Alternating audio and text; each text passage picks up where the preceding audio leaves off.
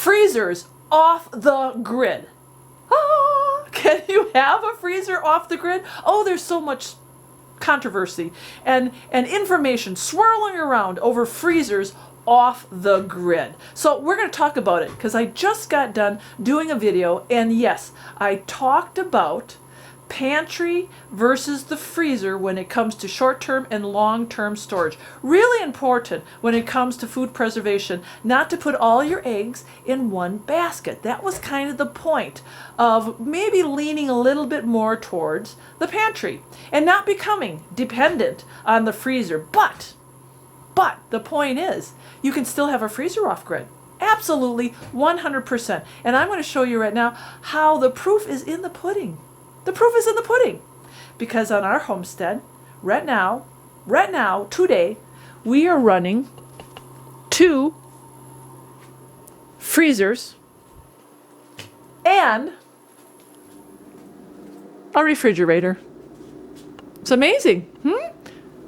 Starry, how can that be? Well, number one, it is nice to have the appropriate size array and the right amount of batteries. Obviously, sizing your system so that it can run things like a freezer is really important.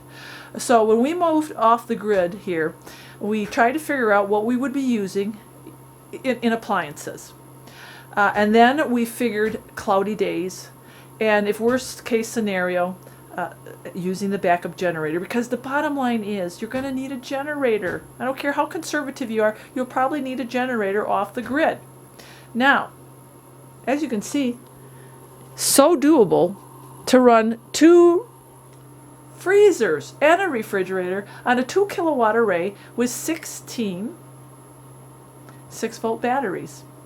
And if you look right now, and right now the guys out there, they're working with electrical tools. Yeah, bandsaws, all that stuff. We're running it all. We're running a full house right now. And this is what we got going in amps. There's 31.7 amps that are being used.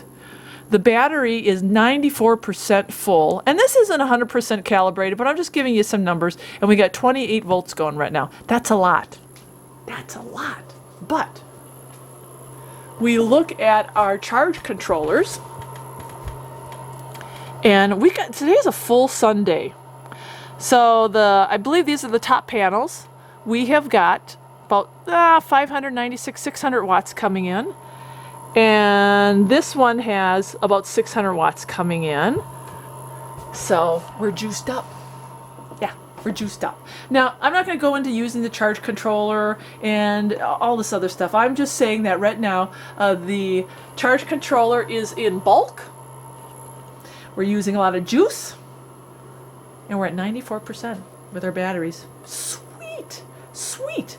And the reason why is because in the summertime, the sun is free, and it can run freezers. Now I'm going to show you, because we're going to dispel a starry myth. Because let me close this real quick. We're going to dispel a starry myth because some people will probably say, Starry, I thought you said you shouldn't rely on a freezer. You shouldn't have a freezer. I don't. Not for long-term storage. Short-term, which means, and Mr. Hiller just brought both of these in, so I was gone when he did his rearranging. He uses usually the freezer for taxidermy, but right now all his taxidermy work is out of the freezers, so he put some food in there.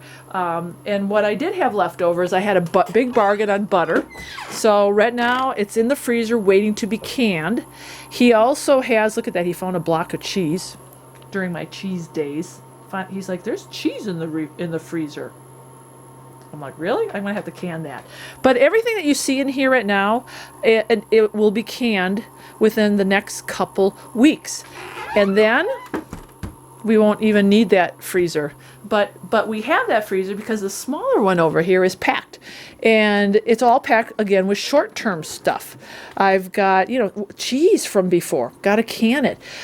More butter in here, and then he's got some packages of his bear meat, and he's got jerky, dried jerky in here. It doesn't really need to be in the freezer, but odds and ends, all short-term stuff in the freezer. But the point is, we are running 2 freezers.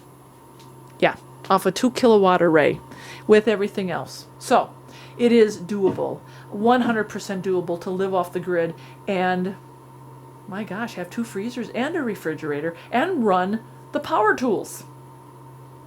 Just got to have the right setup.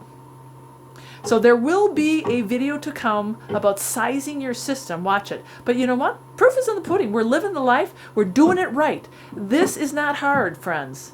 Solar is not hard. And you just look at. Pretty cool. No brainer right there. All right. That's the video. Just wanted to talk about the freezers. And one thing I'll point out, Mr. Hiller got another freezer for free. It was a chest freezer. And it ran all day, he said. When he plugged it in, it ran all day. So there, when you purchase your freezers, yeah, you know, do a little research. You know, you can look at the Energy Star thing. But the bottom line is you have to be aware that they are going to take up a lot of electricity. A lot. And getting a timer really works well. We don't have a timer, but we'll unplug it. You know, we'll do tricks like that. Right now, we don't even have to unplug it at night because we just have full sun and we're topped off all the time. So that's the beauty of having the right amount of solar panels and the right right amount of batteries. Sizing your system is really important so we can run all of this stuff. But once you get it up and running, it's a no-brainer. Now in the wintertime, obviously, the freezer goes outside. And we don't run 2, we run 1, usually because Mr. Hiller, again, needs his taxidermy stuff. And I'll put short-term food items in here, waiting to be canned or to be used within a couple months.